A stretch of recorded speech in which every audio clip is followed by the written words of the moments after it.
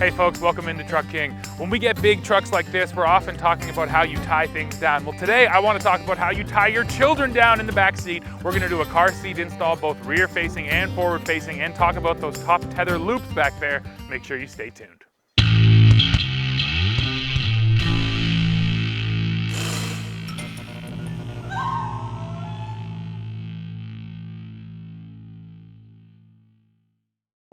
Let's zoom in here on the back seat, folks, and the truck we're using today is an F450, but this is going to apply to all Super Duty crew cab models. So as you'll see here in the back seat, first of all, you have some flexibility. The seat backs fold down. However, there's a weird thing in Ford models. The passenger side has a little pull strap that's easy to get to. To fold the driver's side down, there's a bit of a process actually. So first, you're actually going to fold that up, and that pulls this seat back away from the wall. Then you can reach your hand down in here, and there's a little pin, which can be tricky to find.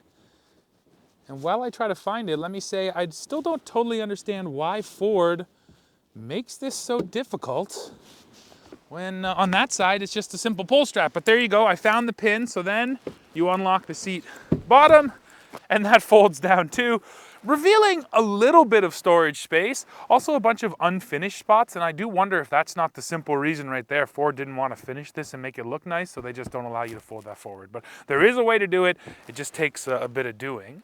So then we can fold this back up, and then I can show you the seat bottoms come up on both sides, and it reveals this massive flat floor. This is something that I talk about a lot in Ford models.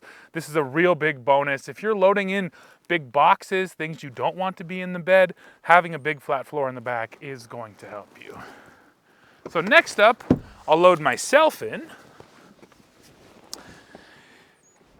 and tell you that this truck has 43.6 inches of rear seat legroom, and it's an absolute ton. I stand at 6'2". I could actually stretch out a little bit. No issue there with my knee room. And this is my driving position, so this is actually pretty far back as well.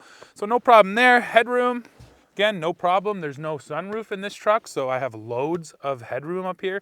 I guess the only thing I'm feeling, my knees feel a little tall, a little taller than I'm used to in some pickup truck back seats. Part of that is going to be the fact that you have the flat floor. They had to give up something, but overall, it's not uncomfortable for a full-size adult. Better left for kids though, so now let me get the car seats and we'll do some installs. Okay, we're going to start with the rear-facing seat. This is the Graco Extend to Fit Platinum, and I'm going to use the lower latch anchors to install this seat. And the big thing with the rear-facing seats is they take up the most space back here. So in smaller vehicles, you're really going to have to give up some of your front seat legroom to be able to accommodate these big seats. In this truck, it shouldn't be a problem, but that's why we test. So after I install it, I'll go sit up there in that seat and see how I fit. So in this guy, it has this retractable buckle, so you simply find your two lower latch points like that. Tighten this guy up. And then the key with baby seat install, you got to make sure it is nice and tight. So you want to use your body weight to really get in there and squeeze this thing down. And that feels better. So again, left hand at the belt path, can't move it more than an inch. And now let's go try out my front seat.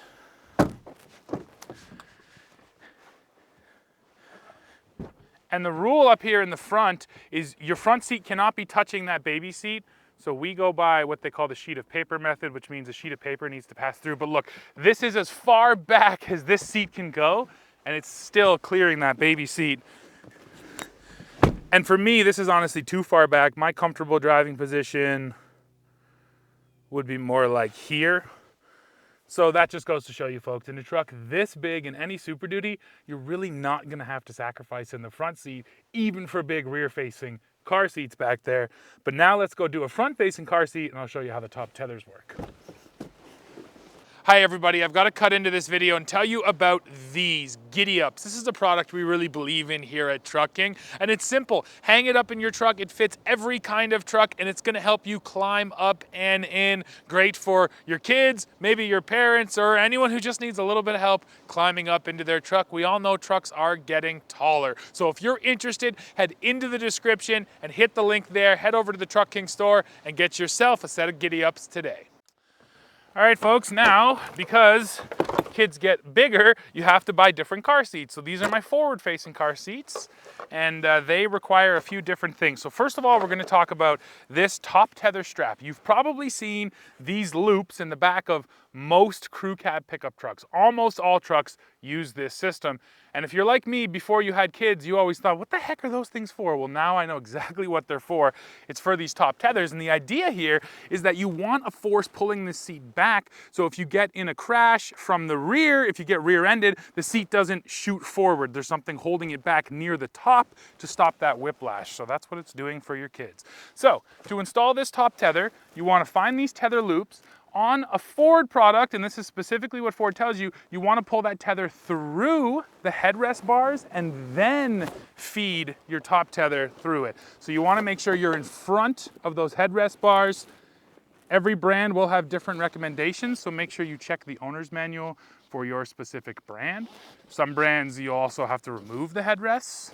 Here in Ford, though, you want to make sure that's in front, and that's because when this is doing its job, those bars are not getting in the way now.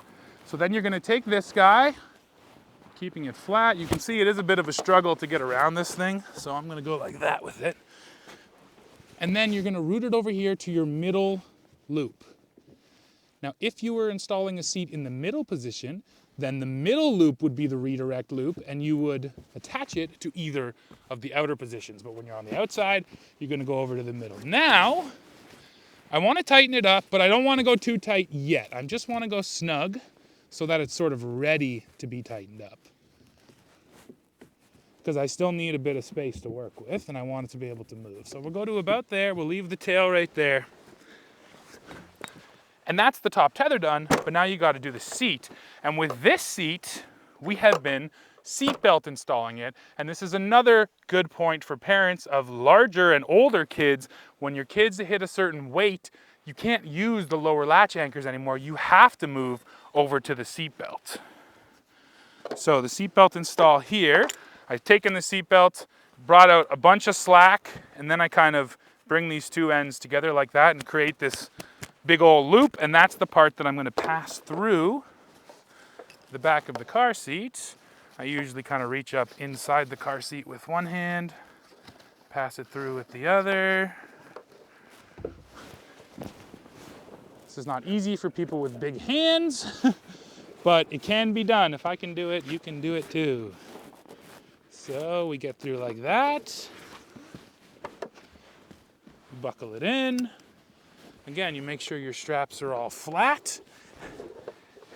And then from over here on the driver's side, you then have to lock the seatbelt. So you'll hear it start to click like that. Once you get it tight, you want to lean on that seat and pull up on that seat belt so the locking mechanism can do its job and lock that seat into place. Now, once again, non-dominant hand at the belt path, not moving more than 1 inch. And then the final step here is going to get up here and tighten your top tether. Now, the top tether does not need to be super tight, not nearly as tight as that seat belt does. This just needs to be snug. You want no slack in this whatsoever. Nice and snug, but you don't need to be sort of reefing on it to make sure it's super tight. It feels pretty good to me. And there you go, folks. And this goes without saying, but I'll say it anyways. This is not going to interfere with your front seat whatsoever. So that's how you use those top tether redirect loops in your Super Duty. Well, folks, that's it for this one. Hopefully I helped you on your journey of car seat installation in your Super Duty. And I'll leave you with one sort of overarching thought, which is that any half-ton and heavy-duty crew cab pickup today is going to be plenty big to fit any rear-facing car seat, and you're not going to have to worry about moving forward to accommodate it. Once you get into the quad cabs and, of course, the regular cabs and then the smaller trucks, yeah, you're going to have to think twice about what kind of car seats you're getting and how much leg space you have. But in anything half-ton or above with the crew cab with over 40 inches of rear seat legroom, you're going to accommodate 2 children, no problem. So yeah, folks, that's it for this one. Now, please go below in the comments. Let me know what you think. As always, while you're down there, don't forget to hit like, hit subscribe, hit join, become a member of Truck King, and then come right back here to the channel to see what we're testing next. See ya.